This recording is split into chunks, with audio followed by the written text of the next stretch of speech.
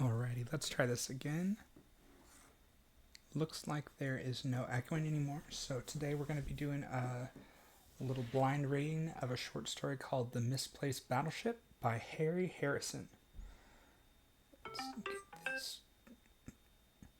We will set my phone to do not disturb. There we go. We are at The Misplaced Battleship by Harry Harrison. It's a interstellar science fiction written in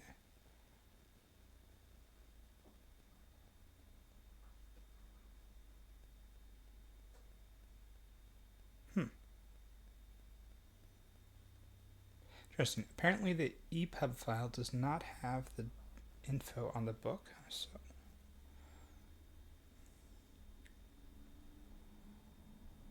there you go. That's what I thought. It's written in April of 1960. And you know what? Let's just jump in since I don't know what I'm doing anyway.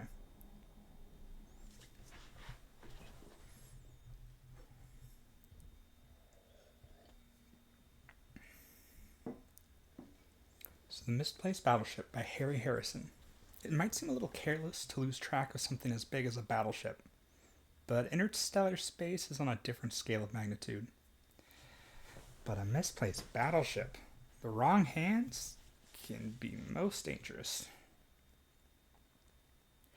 When it comes to picking locks and cracking safes, I admit to no master. The door to Inskip's private quarters had an old-fashioned tumbler drum that was easier to pick than any teeth. I must have gone through that door without breaking step. Quiet as I was, though, Inskip still heard me. The light came on, and there he was, sitting up in bed, pointing a .75 caliber recoilless at my sternum. "You should have more brains than that, De Grizz," he snarled. "Creeping into my room at night. You could have been shot." "No, I couldn't," I told him, as he stowed the cannon back under his pillow. "A man with a curiosity bump as big as yours will always talk first and shoot later. And besides, none of this pussyfooting around in the dark would be necessary if your screen was open and I could have got a call through." Inskip yawned and poured himself a glass of water from the dispenser unit above the bed. "Just because I had the special corpse doesn't mean that I am the special corpse," he said moistly while he drained the glass. "I have to sleep sometime. My screen is open only for emergency calls, not for every agent who wants his hand held." "Meaning I am in the hand-holding category?" I asked with as much sweetness as I could. "Put yourself in any category you please," he grumbled as he slumped down in the bed. "And also put yourself out in the hall and see me tomorrow during working hours." He was at my mercy, really. He wanted sleep so much. And he was going to be wide awake so very soon. "Do you know what this is?" I asked him, poking a large glossy pick under his long broken nose. One eye opened slowly. "Big warship of some kind. Looks like Empire lines. Now for the last time, go away," he said. "A very good guess for this late at night," I told him cheerily. "It is a late Empire battleship with a warlord class. Undoubtedly one of the most truly efficient engines of destruction ever manufactured. Over a half mile of defensive screens and armament that could probably turn any fleet existent today into fine radioactive ash, except for the fact that the last one was broken up for scrap over 1,000 years ago," he mumbled. I leaned over and put my lips close to his ear, so there would be no chance of misunderstanding, speaking softly but clearly. True, I said. "But wouldn't you be just a little bit interested if I was to tell you that one is being built today?" Oh, it was beautiful to watch. The covers went one way and Inskip went the other. In a single unfolding, in concerted motion, he left the horizontal and recumbent and stood tensely vertical against the wall. Examining the pick of the battleship under the light, he apparently did not believe in pajama bottoms, and it hurt me to see the goosebumps rising on those thin shanks. But if the legs were thin, the voice was more than full enough to make up for the difference. "Talk, blast you to Grizz, talk!" he roared. "What is this nonsense about a battleship? Who's building it?" I had my nail file out and was touching up the cuticle, holding it out for inspection before I said anything. From the corner of my eye, I could see him getting purple about the face, but he kept quiet. I savored my small moment of power. "Put de Grizz in charge of the record room for a while," you said. "That way he can learn the ropes. Burrowing around century-old dusty files will be just the thing for a free spirit like Slippery Jim de Grizz. Teach him discipline. Show him what the corps stands for. At the same time, it will get the records in shape. They have been needing reorganization for quite a while." Inskip opened his mouth, made a choking noise, then closed it. He undoubtedly realized that any interruption would only lengthen my explanation, not shorten it. I smiled and nodded at his decision, then continued. "So you thought you had me safely out of the way, breaking my spirit under the guise of giving me a little background in the corps activities. In this sense, your plan failed. Something else happened instead. I nosed through the files and found them most interesting.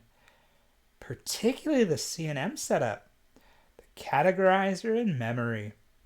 That building full of machinery that takes in and digests news and reports from all the planets in the galaxy, indexes it to every category it can possibly relate, then files it. Great machine to work with.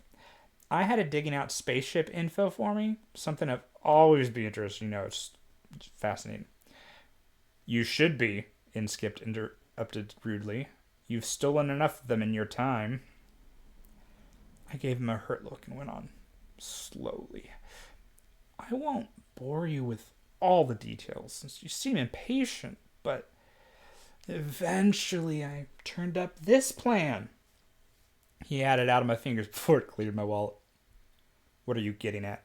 he mumbled as he ran his eyes over the blueprints. "This is an ordinary heavy cargo and passenger job. It's no more a warlord battleship than I am." It is hard to curl your lips with contempt and talk at the same time, but I succeeded. "Of course, you don't expect them to file warship plans with the League Registry, do ya? But, as I said, I know more than a little bit about ships.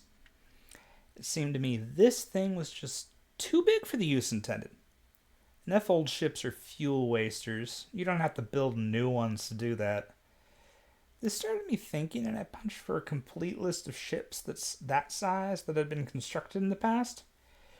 You can imagine my surprise when, after 3 minutes of groaning, the C&M only produced 6 results. One was built for self-sustaining colony attempt at the second galaxy. For all we know, she is still on the way. The other 5 were all D-class colonizers, built during the expansion when large populations were moved. Too big to be practical now. I was still teased, as I had no idea what a ship this large could be used for. It's massive. So I removed the time interlock in the C&M and let it pick around through the entire history of space to see if it could find a comparison. Sure did. Right at the golden age of Empire expansion, the giant warlord battleships. The machine even found a blueprint for me. Inskip grabbed again and began comparing the 2 prints. I leaned over his shoulder and pointed out the interesting parts. Notice, if the engine room specs are changed slightly to include this cargo hold, there's plenty of room for the brutes needed. This superstructure obviously just tacked onto the plans. Gets thrown away and turrets take its place. The hulls are identical. A change here, a shift there, and the stodgy freighter becomes the first. A shift here, shift there, and the stodgy freighter becomes the fast battle wagon. These changes could be made during construction, then plans filed. By the time anyone in the League found out what was being built, the ship would be finished and launched. Of course, this could all be coincidence. The plans of a newly built ship agreeing to 6 places with those of a ship built 1,000 years ago. But if you think so, I will give you 100 to 1 odds you are wrong. Any size bet you name. I wasn't winning any sucker bets that night. Inskip had led just as crooked a youth as I had, and needed no help in smelling a fishy deal. While he pulled on his clothes, he shot questions at me. And the name of the peace-loving planet that is building this bad memory from the past? Centinuvio, second planet of a B star in Corona Borealis. No other colonized planets in the system. Never heard of it, Inskip said as he took the private drop chute to his office. Which may be a good or bad sign. Wouldn't be the first time trouble came from some out-of-the-way spot I never even knew existed. With the automatic disregard for others of the truly dedicated, he pressed the scramble button on his desk. Very quickly, sleepy-eyed clerks and assistants were bringing files and records. We went through them together. Modesty prevented me from speaking first, but I had a very short wait before Inskip reached the same conclusion I had. He hurled a folder the length of the room and scowled out at the harsh dawn light. The more I look at this thing, he said, the fishier it gets. This planet seems to have no possible motive or use for a battleship. But they are building one. That I will swear on a stack of 1,000 credit notes as high as this building. Yet what will they do with it when they have it built? They have an expanding culture, no unemployment, a surplus of heavy metals, and ready markets for all they produce. No hereditary enemies, feuds or the like. If it wasn't for this battleship thing, I would call them an ideal league planet. I have to know more about them. I've already called the spaceport. In your name, of course, I told him. Ordered a first courier ship. I'll leave within the hour. Aren't you getting a little ahead of yourself, de Grease? He said, voice chill as the ice cat. I still give the orders, and I'll tell you when you're ready for an independent command. I was sweetness and light because a lot depended on his decision. Just trying to help, Chief. Get things ready in case you want more info. This isn't really an operation, just a reconnaissance. I can do that as well as any of the experienced operators. And it may give me the experience I need so that someday I, too, will be qualified to join the ranks.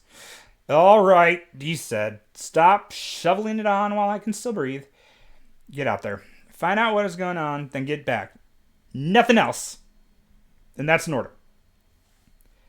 By the way he said it, I knew he thought there was little chance of it happening that way. Since my forced induction into the Corps 6 months earlier, I had been stuck on this super-secret planetoid that was its headquarters and main base. I had very little sitting down patience anyway, and it had been long since exhausted.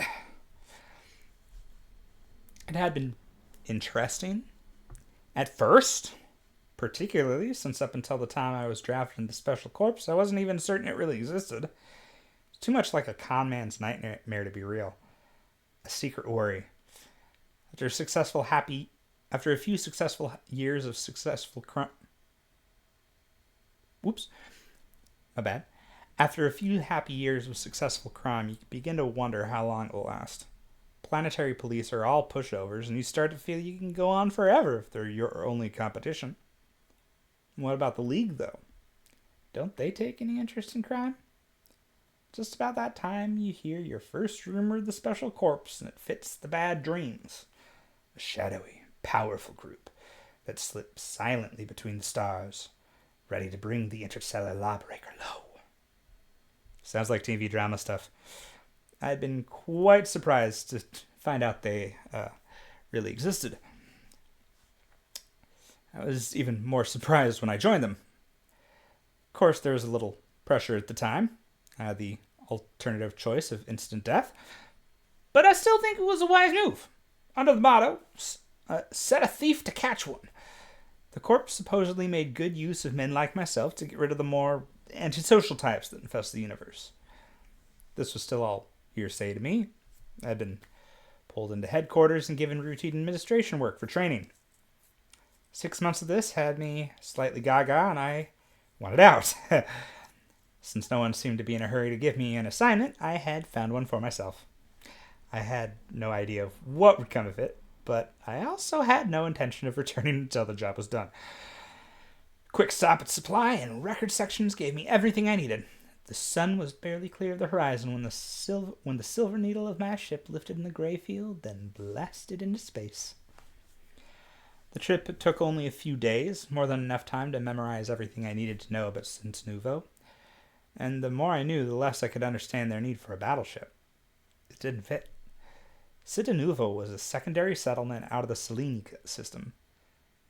I had run into these settlements before. They were all united in a loose alliance and bickered a lot among themselves, but never came to blows. If anything, they shared a universal abhorrence for war. Yet they were secretly building a battleship? Since I was only chasing my tail with this line of thought, I put it out of my mind and worked on some Trident chess problems. This filled the time until Sint Nouveau blinked into the bow screen. One of my most effective mottos has always been, secrecy can be an obviosity.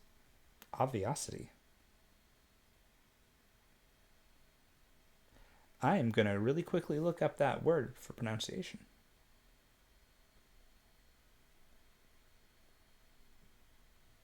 It's a very old word. It's not coming up regularly, so we will... Nope, I'm curious. We're going to look this up. Let's see here. Obviosity.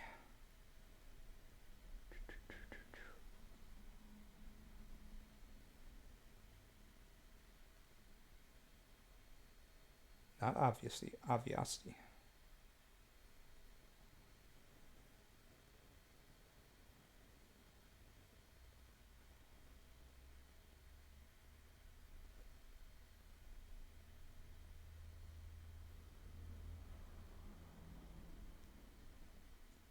I cannot find it existing. This might be a made-up word.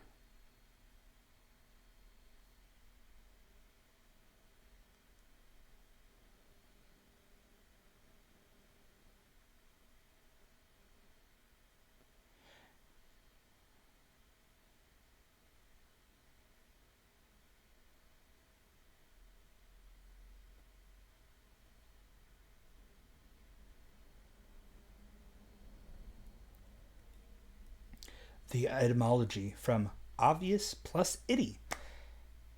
The quality being obvious, that which is obvious. I think they made this up because it's not actually related to what a magician... I can't find...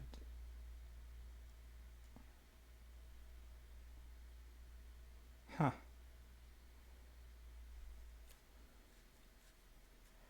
What the magicians call misdirection is what it says in the book, short story, whatever, but I am not seeing this anywhere else.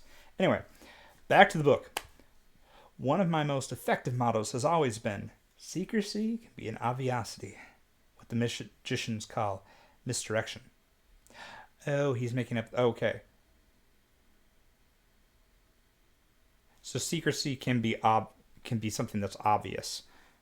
He's going to perform a misdirection. Okay, that's what the writing is supposed to say.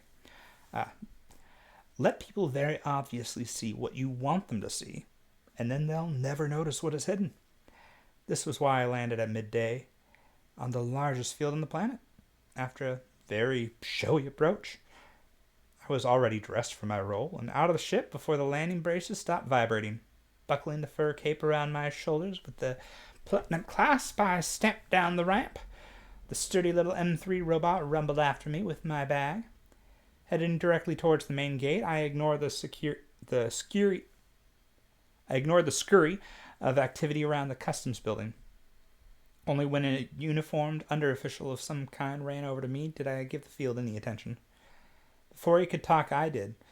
Foot in the door and stay on top. Beautiful planet you have here, delightful climate, ideal spot for a country home. Friendly people, always willing to help. Strange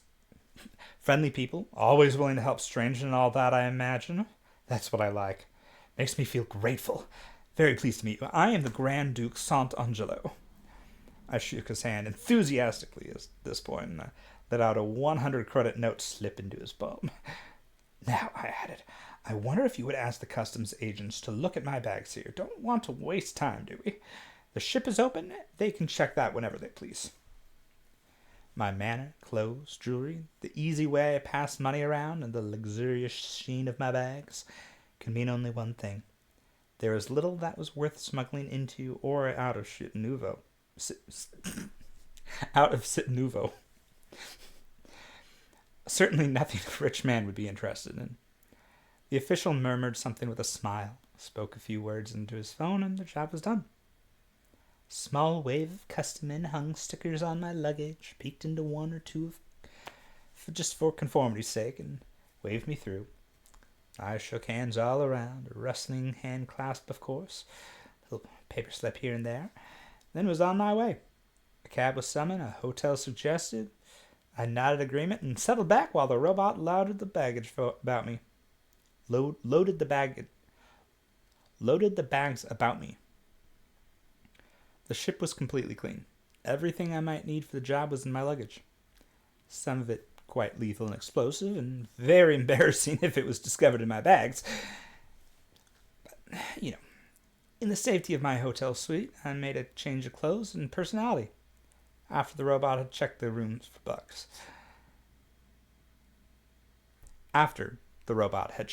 bugs. Very nice gadgets, too, these corpse robots. It looked and acted like a moron M3 all the time. It was anything but. The brain was as good as any other robot brain I have known, plus the fact that the chunky body was crammed with devices and machines of varying use. It chugged slowly around the room, moving my bags and laying out my kit, and all the time following a careful route that covered every inch of the suite. When it had finished, it stopped and called the all clear. All rooms checked. Results negative, except for one optic bug in that wall. Should you be pointing like that? I asked the robot. Might make people suspicious, Impossible, the robot said with mechanical certainty. I brushed against it and it is now unserviceable. With this assurance, I pulled off my flashy clothes and slipped into the midnight black dress uniform of an admiral in the League Grand Fleet. It came complete with decorations, gold bullion, and all the necessary documents. Thought a little showy myself, but it was just the right thing to make the right impression on Nouveau. Like many other planets, this one was uniform conscious.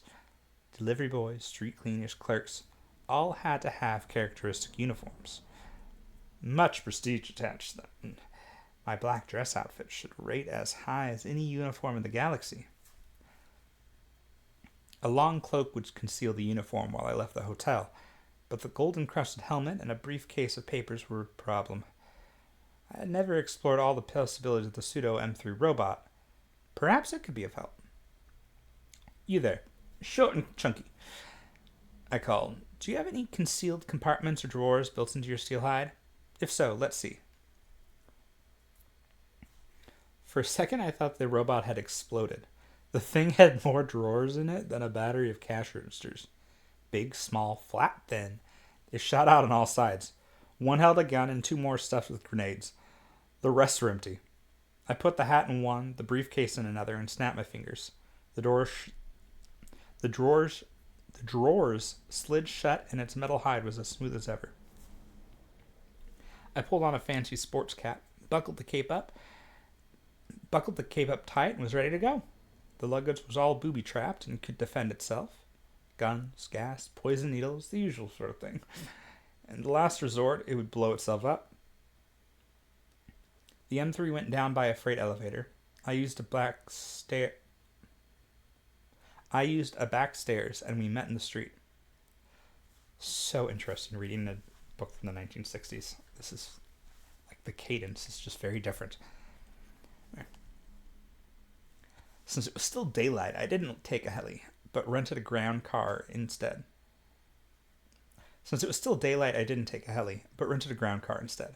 We had a leisurely drive out in the country and reached President Ferraro's house after dark.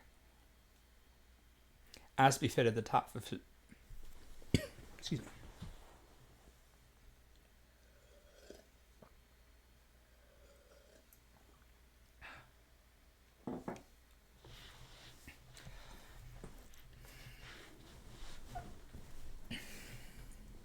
As befitted the top official of a rich planet, the place was a mansion, but the security precautions were ludicrous to say the least.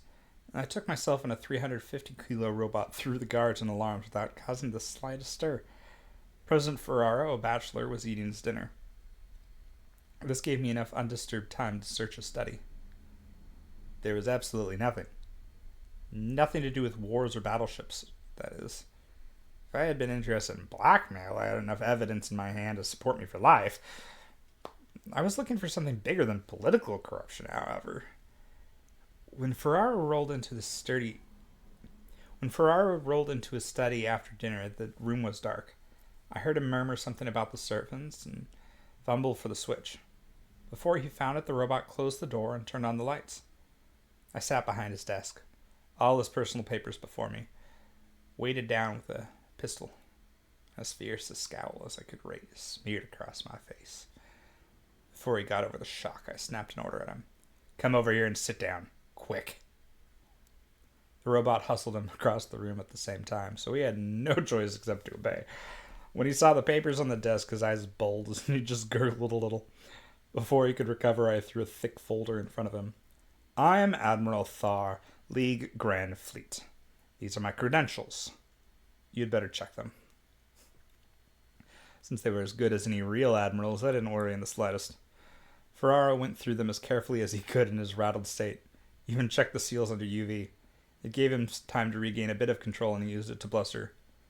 What do you mean by entering my private quarters and burglaring?"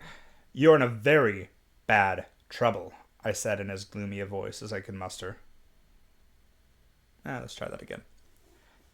"You're in very bad trouble," I said in as gloomy a voice as I could muster. Ferraro's tan face went a dirty gray at my words. I pressed the advantage. "I am arresting you for corruption, extortion, theft, and whatever other charges develop after a careful review of these documents. Seize him." This last order was directed at the robot, who was well briefed in his role. I'm a little too much emphasis in the same way all the time. This last order was directed at the robot, who was well briefed in its role. It rumbled forward and locked its hands around Ferraro's wrist, handcuff style. He barely noticed. "I can explain," he said desperately. "Everything can be explained. There is no need to make such charges. I don't know what papers you have there, so I wouldn't attempt to say they are all forgeries. I have many enemies, you know. I have many enemies, you know. If the League knew the difficulties faced on a backward planet like this..." "That will be entirely enough," I snapped. "That will be entirely enough," I snapped, cutting him off with a wave of my hand. "All those questions will be answered by a court at the proper time. There is only one question I want an answer to now. Why are you building that battleship?" The man was a great actor. His eyes opened wide, his jaw dropped. He sank back into the chair as if he had been tapped lightly with a hammer. When he managed to speak, the words were completely unnecessary. He had already registered every evidence of injured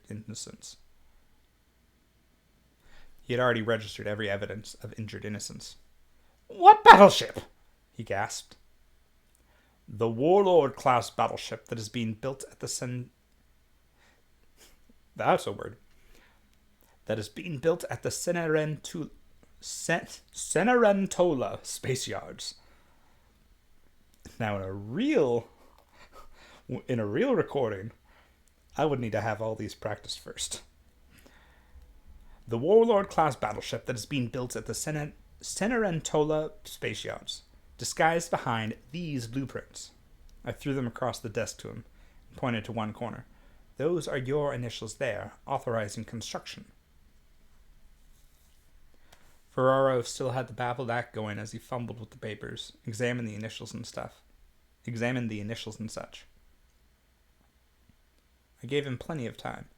He finally put them down, shaking his head. I know nothing about any battleship. These are the plans for a new cargo liner. Those are my initials. I recall putting them there." I phrased my question carefully, as I had him right where I wanted him now. You deny any knowledge of the warlord battleship that is being built from these modified plans. These are the plans of an ordinary passenger freighter. That is all I know. His words had the simple innocence of a young child's.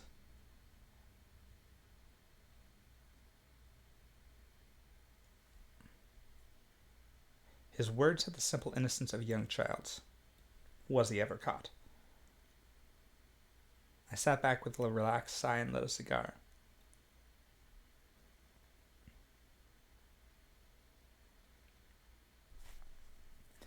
Wouldn't you be interested in knowing something about that robot who was holding you? I said. He looked down, as if aware for the first time that the robot had been holding him by the wrist during the interview. That is no ordinary robot.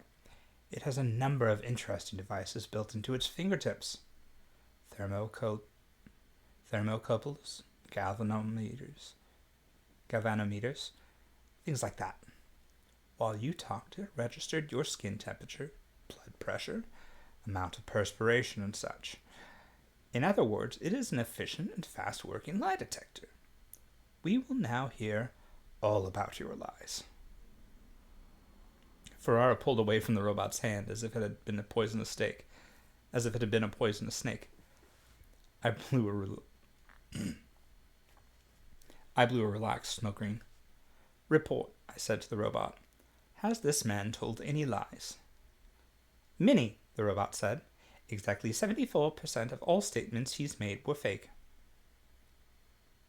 Very good, I nodded, throwing the last lock on my trap. That means he knows all about this battleship. The subject has no knowledge of the battleship, the robot said coldly. All of his statements were concerning the construction of this ship were true. That was my term for the gapping and eye-popping act while Ferrara pulled himself together. He had no idea what was an interest in his other hanky-panky, but could tell I had a low blow. It took an effort, but I managed to get my mind back into gear and consider the evidence. If President Ferraro didn't know about the battleship, he must have been taken. He must have been taken in by the cover-up job. But if he wasn't responsible, who was? Some militaristic clique meant to overthrow him and take power? I didn't know enough about the planet, so I enlisted Ferraro on my side. This was easy, even without the threat of exposure to the documents I'd found in his files. Using their disclosure as a prod, I could have made him jump through hoops. It wasn't through hoops. It wasn't necessary. As soon as I showed him the different blueprints and explained the possibilities, he understood. If anything, he was more eager than I was to find out who was using his administration as a catspaw. By silent agreement, the documents were forgotten. Documents that were of his corruption, aside from the psycho warlord battleship. Okay, and long reading is tough.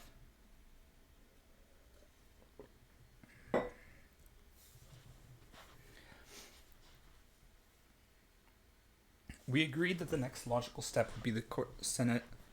We agreed that the next logical step would be the Cenerentola space yards. He had some idea of sniffing around quietly first, trying to get a line to his political opponents. I gave him to understand that the League, and the League Navy in particular, wanted to stop the construction of the battleship. After that, he could play his politics. With this point understood, he called his car and squadron of guards, and we made a parade to the shipyards. It was a 4-hour drive, and we made plans on the way down. The space yard manager was named Roca, and he was happily asleep when we arrived. But not for long. The parade of uniforms and guns in the middle of the night had him frightened into a state where he could hardly walk. I imagine he was as full of petty larceny as Ferraro. No innocent man could have looked so terror-stricken. Taking advantage of the situation, I latched my motorized lie detector onto him and began snapping the questions. Even before I had all the answers, I began to get the drift of things. They were a little frightened, too. The manager of the space yard that was building the ship had no idea of its true nature. Anyone with less self-esteem than myself, or who had led a more honest early life, might have doubted his own reasoning at that moment. I didn't. The ship on the ways still resembled a warship to 6 places, and knowing human nature the way I do, that was too much of a coincidence to expect. Occam's razor always points the way. If there are 2 choices to take the simpler. In this case, I chose the natural accusative instinct of man as opposed to blind chance and accident. Nevertheless, I put the theory to the test. Looking over the original blueprints again, the big superstructure hit my eye. In order to turn the ship into a warship, that would have to be one of the first things to go. "Roka!" I barked, in what I hoped was authentic old space dog manner. "Look at these plans, at this space-going front porch here. Is it still being built onto the ship?" He shook his head at once and said, "No, the plans were changed. We had to fit in some kind of new meteor-repelling gear for operating in the planetary debris belt." I flipped through my case and drew out a plan. "Does your new gear look anything like this?" I asked, throwing it across the table to him. He rubbed his jaw while he looked at it.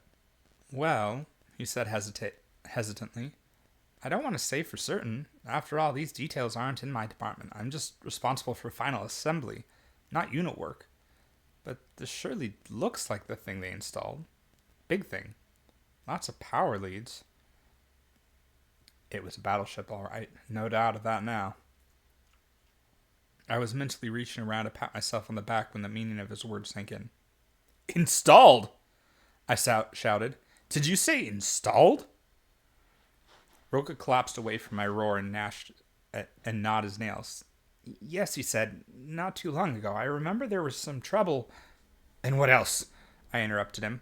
Cold moisture was beginning to collect along my spine now. "The drives, controls, are they in too?" "Why, yes," he said. "How did you know?" "The normal scheduling was changed around, causing a great deal of unnecessary trouble." The cold sweat was now a running river of fear. I was beginning to have the feeling that I had been missing the boat all along the line. The original estimated date of completion was nearly a year away, but there was no real reason why that couldn't be changed too. "Cars, guns," I bellowed, "to the space yard. If that ship is anywhere near completion, we are in big, big trouble." All the board guards had a great time with the sirens, lights, accelerators on the floor, and that sort of thing. We blasted a screaming hole through the night right to the space yard and through the gate. Didn't make any difference. We were still too late. A uniformed watchman frantically waved to us, and the whole convoy drew to a stop. The ship was gone. Roka couldn't believe it. Neither could the president. They wandered up and down the empty ways where it had been built. I just crunched down in the back of the car, chewing my cigar to pieces and cursing myself for being a fool. I had missed the obvious fact, being carried away by the thought of planetary government building a warship. The government was involved, for sure, but only as a pawn. No little planet-bound political mind could have dreamed up as big a scheme as this. I smelled a rat. A stainless steel one. Someone who opened the way I had done before my conversation. Now that the rodent was well out of the bag, I knew just where to look, and had a pretty good idea of what I would find. Roka, the space yard manager, had staggered back and was pulling at his hair, cursing and crying at the same time. President Ferraro had his gun out and was staring at it grimly. It was hard to tell if he was thinking of murder or suicide. I didn't care which. All he had to worry about was the next election, when the voters in the political competition would carve them up for losing the ship. My troubles were a little bigger. I had to find the battleship before it blasted its way across the galaxy. "Roka," I shouted, "get into the car. I want to see your records, all of your records, and I want to see them right now." He climbed warily in and head direct to the driver before he fully realized what was happening. Blinking at the sickly light of dawn brought him slowly back to reality. "But, Admiral, the hour, everyone will be asleep." I just growled, but it was enough. Roka caught the idea from my expression and grabbed the car phone. The office doors were open when we got there. Normally I curse the paper tangles bureaucracy, but this was one time when I blessed them all. These people had it down to a fine science. Not a rivet fell, but that is not a rivet fell, but that his fall was noted in quintuplicate, and later followed up with the memo, rivet, wastage, query. The facts I needed were all neatly tucked away in their paper catacombs. All I had to do was sniff them out.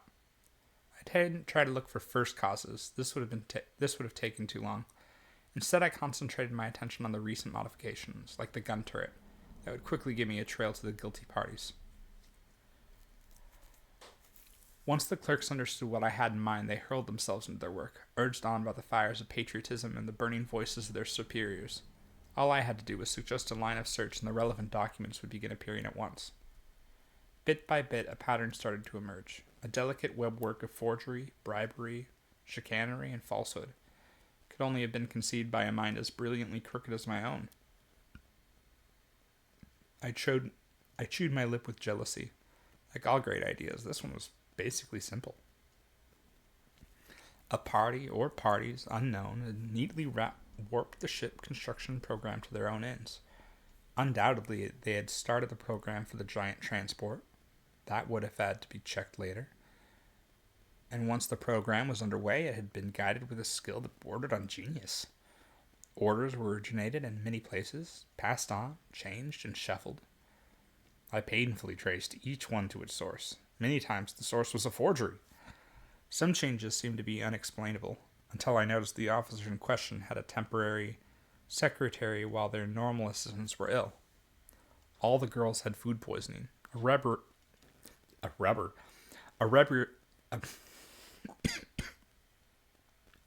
All the girls had food poisoning, a regular epidemic it seemed. Each of them in turn had been replaced by the same girl. She stayed just long enough in each position to see that the battleship plan moved forward one more notch. This girl was obviously the assistant to Mastermind who originated the scheme. He sat in the center of the plot, like a spider on its web, pulling the strings that set things into motion. My first thought that a gang was involved proved wrong. All my secondary suspects turned out to be simple forgeries, not individuals. In the few cases where forgery wasn't adequate, my mysterious X had apparently hired himself to do the job. X himself had the permanent job of assistant engineering designer.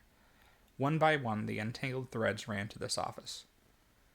He also had a secretary whose illnesses coincided with her employment in other offices. When I straightened up from my desk, the ache in my back stabbed like a hot wire. I swallowed a painkiller and looked around at my drooping, sack-eyed assistants who had shared the sleepless 72-hour task. They sat or slumped against the furniture, waiting for my conclusions. Even President Ferrara was there, his hair looking scraggly where he had pulled out handfuls. "You found them? The criminal ring?" he asked, his fingers groping over his scalp for a fresh hold. "I have found them, yes," I said hoarsely. "But not a criminal ring. An inspired master criminal, who apparently has more executive ability in one earlobe than all your bribe-bloated bureaucrats, and his female assistant. They pulled the entire job by themselves. His name, or undoubtedly his pseudonym, is Pepe Nero. The girl is called Angelina." "Arrest them at once! Guards! Guards!" Ferrara's voice died away as he ran out of the room. I talked to his vanishing back. "That is just what we intend to do, but it's a little difficult at the moment, since they are the ones who not only built the battleship, but undoubtedly stole it as well." Excuse me. "It was fully automated, so no crew is necessary."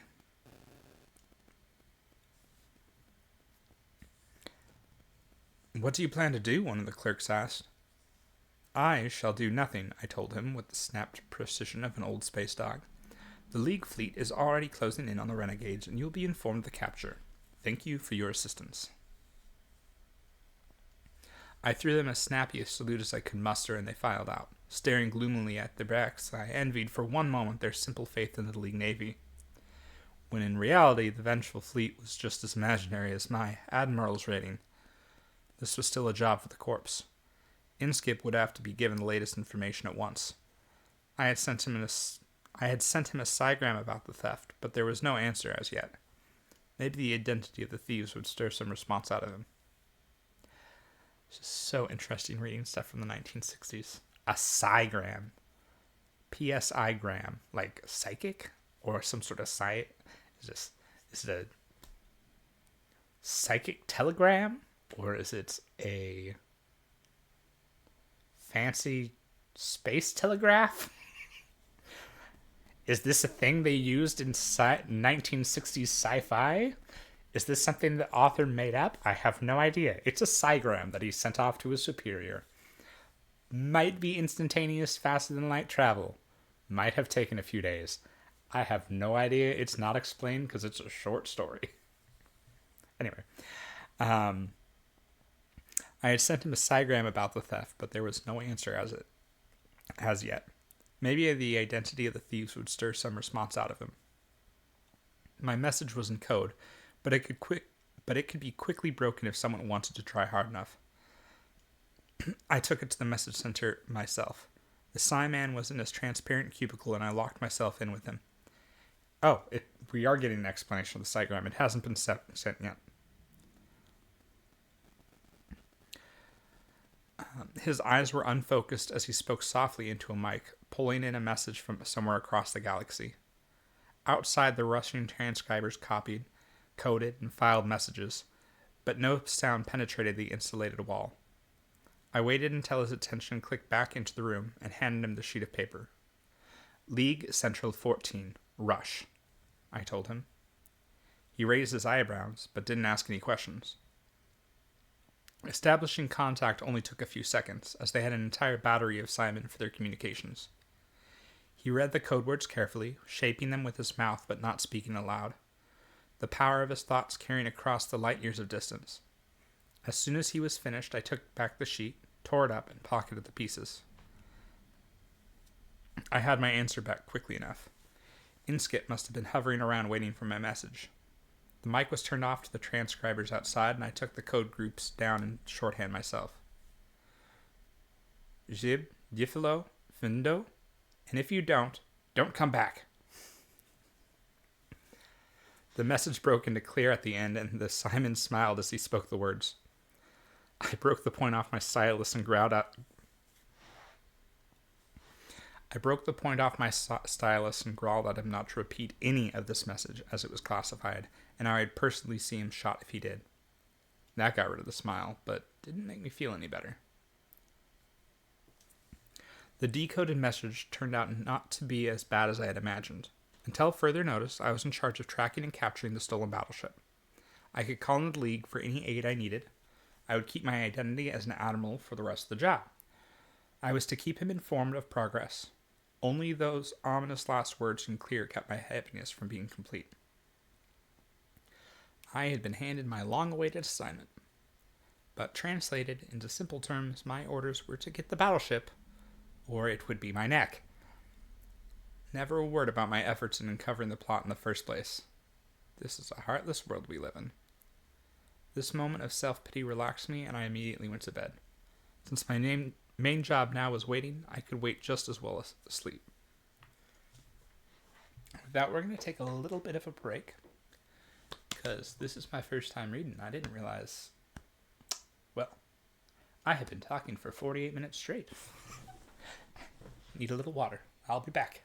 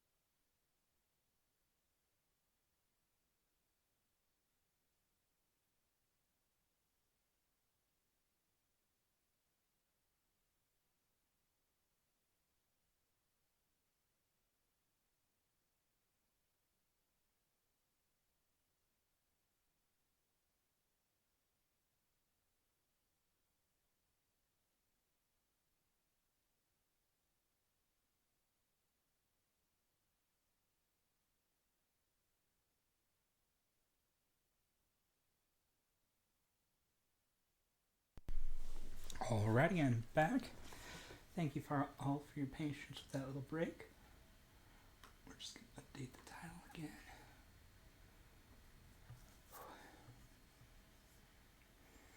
Learning experience with live reading. I knew it was intense, but 50 minutes is intense.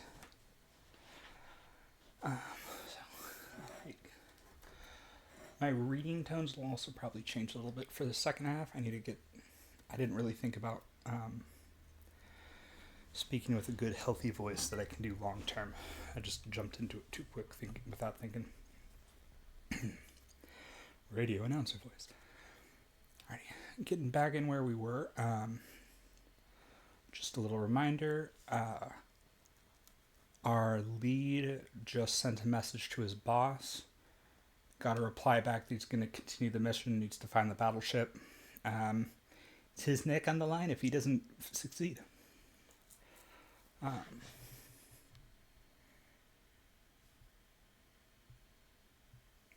Hi, Pointed Switchblade Deek 2.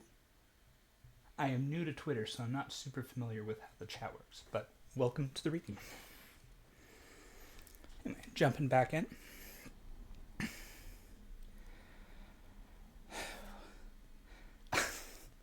Ironically, this moment of self-pity relaxed me and I immediately went to bed. Since my main job now is waiting, I could wait just as well as sleep. And waiting was all I could do. Of course, there was secondary tasks, such as ordering a naval cruiser for my own use and digging for more information on the thieves. Excuse me. But these really were secondary to my main purpose, which was waiting for bad news. There was no place I could go that would be better situated for this chase than Cincinuvo. The mission ship could have gone in any direction. With each passing minute, the sphere of probable locations grew larger by the power of the squared cube. I kept the on-watch crew of the cruiser at duty stations and confined the rest within a 100-yard radius of the ship. There was little more information on Pepe and Angelina. They had covered their tracks well. Their origin was unknown, though the fact that they both talked with a slight accent suggests an off-world origin.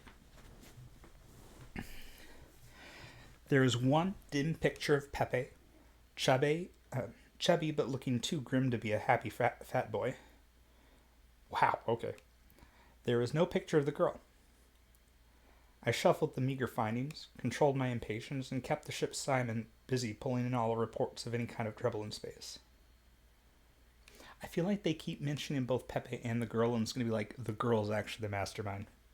It seems the obvious lead, but it's a short story from 1960, so I don't know what those tropes were. We'll find out.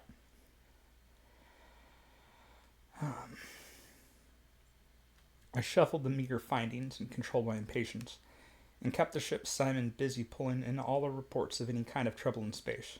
The navigator and I plotted their locations in his tank, comparing the positions in relation to the growing sphere that enclosed all the possible locations of the stolen ship. Some of the disasters and apparent accidents hit inside this area, but further investigation proved them all to have natural causes. I had left standing orders that all reports falling inside the danger area were to be brought to me at any time. The messenger woke me from a deep sleep, turning on the light and handing me the slip of paper. I blinked myself awake, read the first two lines, and pressed the action station alarm over my bunk. I'll say this. The Navy boys know their business. When the siren screamed, the crew secured ship and blasted off before I had finished reading the report. As soon as my eyeballs unsquashed back into focus, I read it through, then once more, carefully from the beginning. It looked like the one we had been waiting for. There were no witnesses to the tragedy, but a number of monitor stations had picked up the discharge static of a large energy weapon being fired. Triangulation had led investigators to the spot where they found a freighter, Oget Stream, with a hole punched through it as big as a railroad's tunnel. The freighter's cargo of plutonium was gone. I read Pepe in every line of the message. Since he was flying an undermanned battleship, he had used it in the most efficient way possible. If he attempted to negotiate or threaten another ship, the element of chance would be introduced. So he had simply roared up to the unsuspecting freighter and blasted her with the monster guns in his battleship pact. All 18 men aboard had been killed instantly. The thieves were now murderers. I was under pressure now to act, and under greater pressure not to make any mistakes. Roly-poly Pepe had shown himself to be a ruthless killer. He knew what he wanted, then reached out and took it, destroying anyone who stood in his way. More people would die before this was over. It was up to me to keep that number as small as possible. Ideally, I should have rushed out the fleet with guns blazing and dragged him to justice. Very nice, and I wished it could be done that way. Except where was he? A battleship may be gigantic on some terms of reference, but in the immensity of the galaxy, it is microscopically infinitesimal. As long as it stayed out of the regular lanes of commerce and clear of detector stations and planets, it would never be found. And how could I find it? And having found it, catch it? When the infernal thing was more than a match for any ship it might meet. That was my problem. It had kept me awake nights and talking to myself days since there was no easy answer. I had to construct a solution, slowly and carefully. Since I couldn't be sure where Pepe was going to be next, I had to make him go where I wanted him to. There were some things in my favor. The most important was the fact I had forced him to make his play before he was absolutely ready. It wasn't chance that he had left the same day I arrived in Centenuvo. Any plan as elaborate as his certainly included warnings of approaching danger. The drive on the battleship, as well as controls and primary armament, had been installed weeks before I showed up. Much of the subsidiary work remained to be done when the ship had left. One witness of the theft had graphically described the power lines and cables dangling from the ship's locks when she lifted.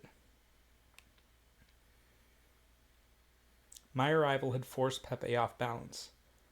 Now I had to keep pushing until he fell. This meant I had to think as he did, fall into his plan, think ahead, then trap him. Set a thief to catch a thief.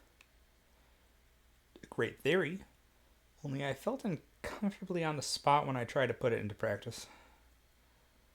A drink helped, as did a cigar.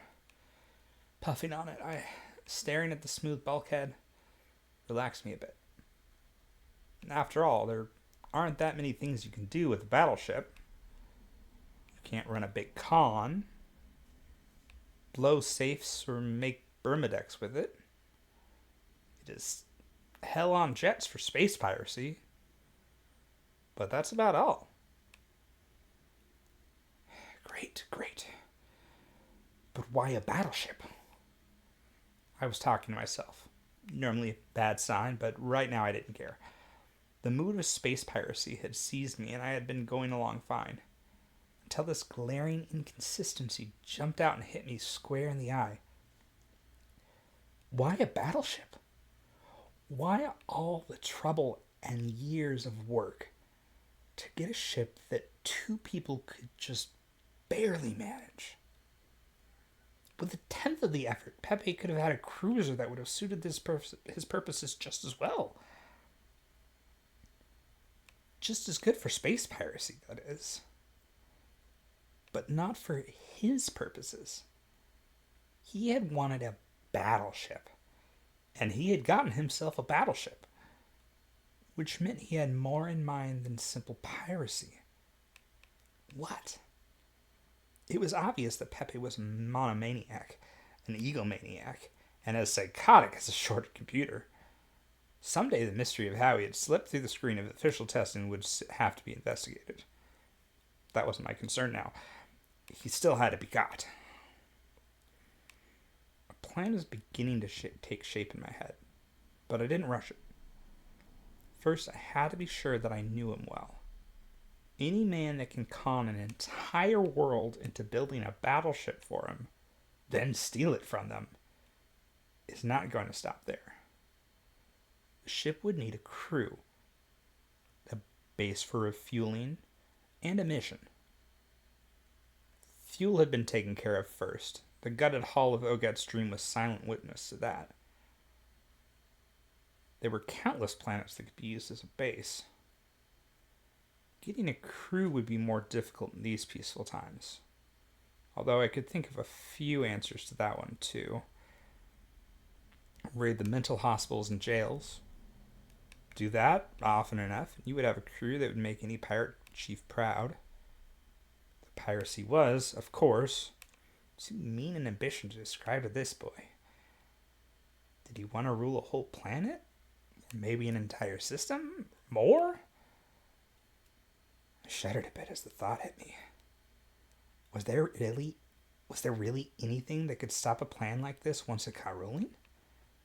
During the Kingly Wars, any number of types with a couple of ships and less brains than Pepe had set up just this kind of empire. They were all pulled down in the end, since their successes depended on one-man rule. But the price that had been paid first. This was the plan, and I felt in my bones that I was right. I might be wrong on some of the minor details. They weren't important. I knew the general outline of the idea. Just as when I bumped into a mark, I knew how much he could be taken for, just as how to do it. There are natural laws in crime and in every other field of human endeavor. I knew this was it. Get the communications officer in here at once, I shouted at the intercom. Also a couple of clerks and transcribers. And fast. This is a matter of life or death. This last had a hollow ring, and I realized my enthusiasm had carried me out of character. I buttoned my collar, straightened my ribbon, and squared my shoulders. By the time they knocked on the door, I was all admiral again.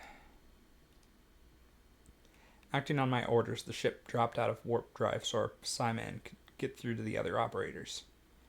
Captain Stang grumbled as we floated there with the engines silent, wasting precious days, while half his crew was involved in getting out what appeared to be insane instructions. My plan was beyond his understanding, which is, of course, why he is a captain and I am an admiral, even a temporary one. Following my orders, the navigator again constructed a sphere of speculation in his tank. The surface of the sphere contacted all the star systems a day's flight ahead of the maximum flight of the stolen battleship. There weren't too many of these at first, and the Psyman could handle them all, calling each in turn and sending by news releases to the naval public relations officers there. As the sphere kept growing, he started to drop behind, steadily losing ground. By this time I had a general release prepared, along with directions for use and follow-up, which he sent to Central 14. The battery of Simon there contacted the individual planets, and all we had to do was keep adding to the list of planets. The release and follow-ups all harped on one theme. I expanded on it, waxed enthusiastic, condemned it, and worked it into an interview. I wrote as many variations as I could so it could be slipped into as many different formats as possible. In one form or another, I wanted the basic information in every magazine, newspaper, and journal inside that expanded sphere. What in the devils does this nonsense mean? Captain Sang asked peevishly. He had long since given up the entire operation as a futile one, and spent most of the time in his cabin worrying about the effect of it on his service record. Boredom or curiosity had driven him out, and he was reading one of my releases with horror. Billionaire to found own world. Space yacht filled with luxuries to last 100 years. The captain's face grew red as he flipped through the stack of notes. What connection does this tribe have with catching those murderers? When we were alone, he was anything but courteous to me, having assured himself by not too subtle questioning that I was a spurious admiral. There was no doubt I was still in charge, but our relationship was anything but formal. This tribe of nonsense, I told him, is the bait that will snag our fish. A trap for Pepe and his partner in crime. Who is this mysterious billionaire? Me, I said. I've always wanted to be rich. But this ship, the space yacht, where is it? Being built now in the naval shipyard at Erdide. We're almost ready to go there now, soon as this batch of instructions goes out. Captain Sting dropped the releases onto the table, then carefully wiped his hands off to remove any possible infection. He was trying to be fair and considerate of my views, and not succeeding in the slightest. It doesn't make sense, he growled. How can you be sure this killer will ever read one of these things? And if he does, why should he be interested? It looks to me as if you're wasting time while he slips through your fingers. The alarm should be out and every ship notified. The Navy are alerted and patrols set on all space lines. Which he could easily avoid by going around, or better yet, not even bother about, since he can lick any ship we have. That's not the answer, I told him. This Pepe is smart and as tricky as a fixed gambling machine. That's his strength, and his weakness as well.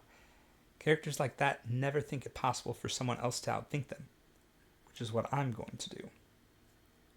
Modest, aren't you? Sting said. I try not to be, I told him. False modesty is the refuge of the incompetent. I'm going to catch this thug, and I'll tell you how I'll do it. He's going to hit again soon, and wherever he hits, there will be some kind of periodical with my plant in it.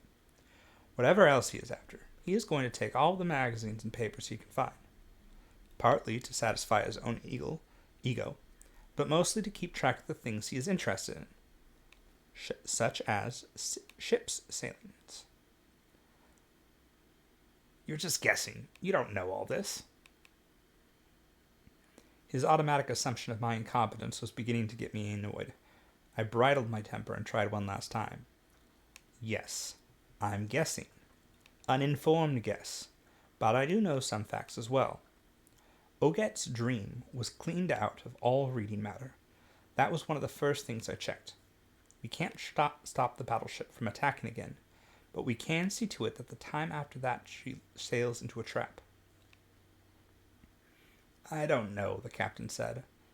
It sounds to me like... I never heard what it sounded like, which is all right since he was getting under my skin and might have been tempted to pull my pseudo-rank. The alarm sirens cut his sentence off, and we foot raced to the communications room. Captain Sting won by a nose. It was his ship, and he knew all the shortcuts. The Psiman was holding out a transcription, but he summed it up in one sentence. He looked at me while he talked, and his face was hard and cold. They hit again, knocked out a Navy supply satellite. 34 men dead. If your plan doesn't work, Admiral, the captain whispered hoarsely in my ear, I'll personally see that you're flayed alive. If my plan doesn't work, Captain, there won't be enough of my skin left to pick up with a tweezer. Now, if you please, I'd like to get to Erdide and pick up my ship as soon as possible. The easygoing hatred and contempt of all my associates had annoyed me, thrown me off balance. I was thinking with anger now, not with logic. Forcing a bit of control, I ordered my thoughts, checking off a mental list. Belay that last command, I shouted, getting back into my old space dog mood. Get a call through first and find out if any of our plants were picked up during the raid. While the Psiman unfocused his eyes and mumbled under his breath, I riffled some papers, relaxed and cool. The ratings and officers waiting tensely, and made some slight attempt to conceal their hatred of me. It took about 10 minutes to get an answer.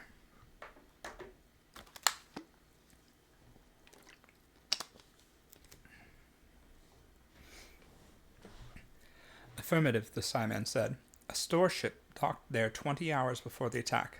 Among other things, it left newspapers containing the article. Very good, I said calmly. Send a general order to suspend all future activity with the planted releases. Send it by Psiman only. No mention on any other naval signaling equipment. There's a good chance now it might be overheard. I strolled out slowly, in command of the situation, keeping my face turned away so that you couldn't see the cold sweat. It was a fast run to Erdide, where my billionaire's yacht, the Eldorado, was waiting. The dockyard commander showed me the ship and made a noble effort to control his curiosity. I took a sadistic revenge on the Navy by not telling him a word about my mission. After checking out the controls with special apparatus with the technicians, I cleared the ship. There was a tape in the automatic navigator that would put me on the course mentioned in all the articles. Just a press of a button and I would be on my way. I pressed the button.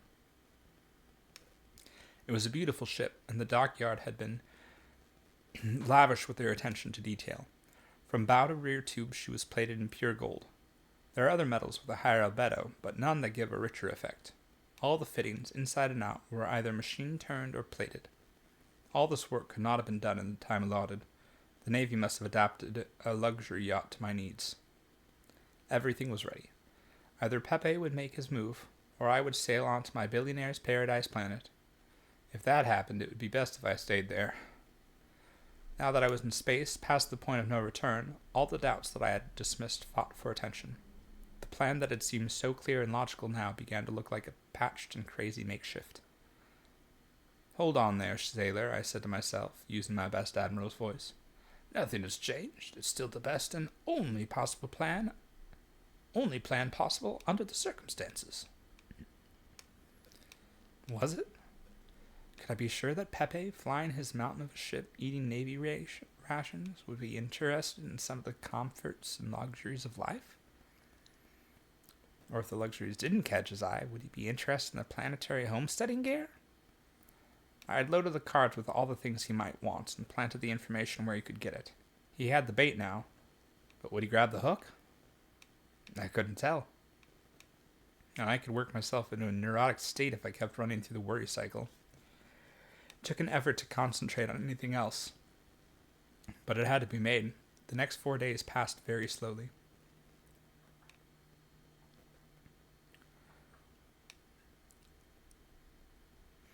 When the alarm blew off, all I felt was an intense sensation of relief. I might be dead and blasted to dust the next few minutes, but that didn't seem to make much difference. Pepe had swallowed the bait. There was only one ship in the galaxy that could knock back a blip that big at such a distance. It was closing fast, using the raw energy of the battleship engines for a headlong approach. My ship bucked a bit as the tug beams locked on at maximum distance. The radio bleeped at me for attention at the same time. I waited as long as I dared, then flipped it on. The voice boomed out. "That you are under the guns of a warship. Don't attempt to run, signal, take evasive action, or in any other way. Who are you, and what the devil do you want?" I spluttered into the mic. I had my scanner on, so they could see me, but my own screen stayed dark. They weren't sending any picture. In a way, it made my act easier. I just played to an unseen audience. They could see the rich cut of my clothes, the luxurious cabin behind me. Of course, they couldn't see my hands. "It doesn't matter who you are." Oh, wrong character. "It doesn't matter who we are," the radio boomed again. "Just obey orders if you care to live. Stay away from the controls until we have tied on. Then do exactly as I say." There were two distant clangs as magnetic grapples hit the hull. A little later the ship lurched, drawn home against the battleship. I let my eyes roll in fear, looking around for a way to escape, and taking a peek at the outside scanners. The yacht was flush against the space-filling bulk of the other ship. I pressed the button that sent the torch-wielding robot on his way. "Now let me tell you something," I snapped into the mic, wiping away the worried billionaire expression. "First, I'll repeat your own warning. Obey orders if you want to live. I'll show you why." Then I threw the big switch, When I threw the big switch, a carefully worked out sequence took place. First, of course, the hull was magnetized and the bombs fused. A light blinked as the scanner in the cabin turned off, and the one in the generator room came on. I checked the monitor screen to make sure, then started into the space chute. It had to be done fast. At the same time, it was necessary to talk naturally. They must still think of me as sitting in the control room. "That's the ship's generators you're looking at," I said. 98% of their output is now feeding into coils that make an electromagnet of this ship's hull. If you will find it, You will find it very hard to separate us, and I would advise you not to try. The suit was on, and I kept the running chatter up through the mic and the helmet, relaying to the ship's transmitter. The scene in the monitor receiver changed. You are now looking at a hydrogen bomb that is primed and aware of the magnetic field holding our ships together. It will, of course, go off if you try to pull away. I grabbed up the monitor receiver and ran towards the airlock. This is a different bomb I said, keeping one eye on the screen and the other on the slowly opening outer door. This one has receptors on the hull. Attempt to destroy any part of the ship, or even gain entry to it, and this one will detonate. I was in space now, leaping across to the gigantic ship wall of the other ship. What do you want? These were the first words Pepe had spoken since his first threats. I want to talk to you. Arrange a deal. Something that would be profitable for both of us. But let me first show you the rest of the bomb, so you won't get any strange ideas about cooperating. Of course, I had to show him the rest of the bombs. There was no getting out of it. The scanners in the ship were following a planned program. I made light talk about all my massive armament that would carry us both to perdition, while I climbed through the hole in the battleship's hull. There was no armor or warning devices at this spot. It had been chosen carefully from the blueprints. Yeah, I take your words for it. You're a flying bomb, so stop with this roving reporter bit and tell me what you have in mind. This time I didn't answer him, because I was running and panting like a dog and had the mic turned off. Just ahead, if the blueprints were right, was the door to the control room. Pepe should be there. I stepped through, gun out, and pointed at the back of his head. Angelina stood next to him, looking at the screen. The game's over, I said. Stand up slowly and keep your hands in sight. What do you mean? He said angrily, looking at the screen in front of him. The girl caught wise first. She spun around and pointed. He's here! Apparently I might have been wrong. Maybe she's not the one in charge. Anyway. He's here! They both stared, gaped at me, caught off guard and completely unprepared. You're under arrest, Crime King, I told him, and your girlfriend. Angelina rolled her eyes up and slid slowly to the floor. Real or fake, I didn't care. Just lying down. Alright, this is over. Real or faked, I didn't care. I kept the gun on Pepe's pudgy form while he picked her up and carried her to an acceleration couch against the wall. What will happen now? He quavered. Oh, she faked fainting. Okay. Oh. A slow fall, too.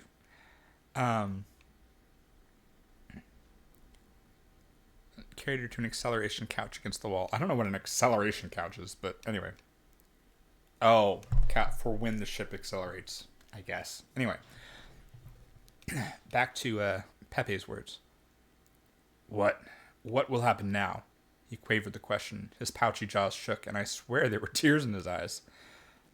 I was not impressed by his acting, since I could clearly remember the dead men floating in space. He stumbled over to a chair, half dropping into it.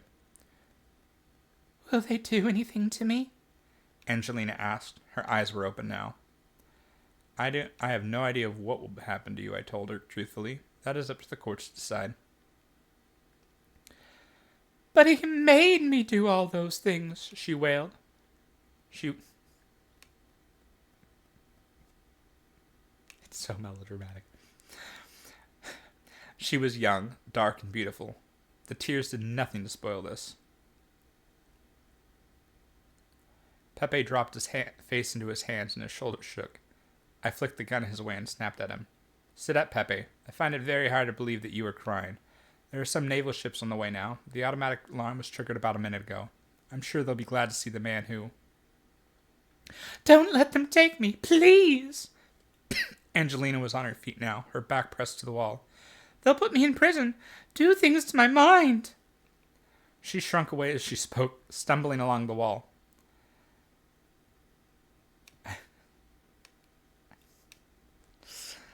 Never mind, I was right in the first place. I looked back at Pepe, not wanting to have my eyes off him for an instant.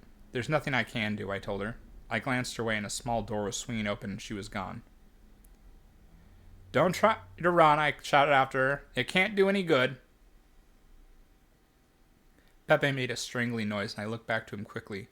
He was sitting up now and his face was dry of tears. In fact, he was laughing, not crying. So she got you too, Mr. Wise Cop. Poor little Angelina with the soft eyes.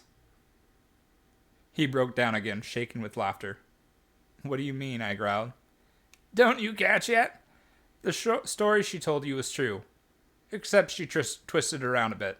The whole plan, building the battleship, then sealing it, was hers. She pulled me into it, played me like an accordion. I fell in love with her, hating myself and happy at the same time. Well, I'm glad it's over now. At least I gave her a chance to get away. I owe her that much. Though I thought I would explode when she went into that innocence act.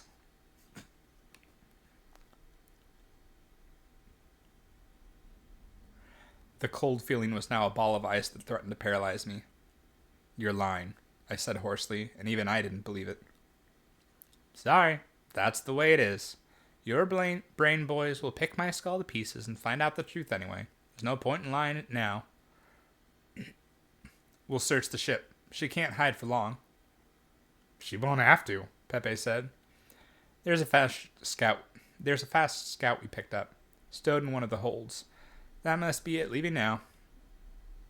We could feel the vibration distantly through the floor. The Navy will get her, I told him, with far more conviction than I felt. Maybe, he said, suddenly slumped and tired, no longer laughing. Maybe they will, but I gave her chance. It's all over for me. It is all over for me now, but she knows that I loved her to the end. He bared his teeth in sudden pain. Not that she will care in the slightest. I cupped the gun on him, and neither of us moved while the Navy ships pulled up and their boots stamped outside. I had captured my battleship and the raids were over, and I couldn't be blamed if the girl had slipped away. She evaded the Navy ships. That was their fault, not mine. I had my victory all right. Why did it taste like ashes in my mouth? It's a big universe, but it wasn't going to be big enough to hide Angelina now. I can be conned once, but only once. And the next time we met, things were going to be very different. Alrighty, and that is it for the... Oh, that was shorter than I thought. There's a lot of afterwards explaining the Project Gutenberg copyrights and whatnot. So with that, that is the end of the Misplaced Battleship by Harry Harrison. Thank you for joining me for my first blind read-through. Y'all have a great day.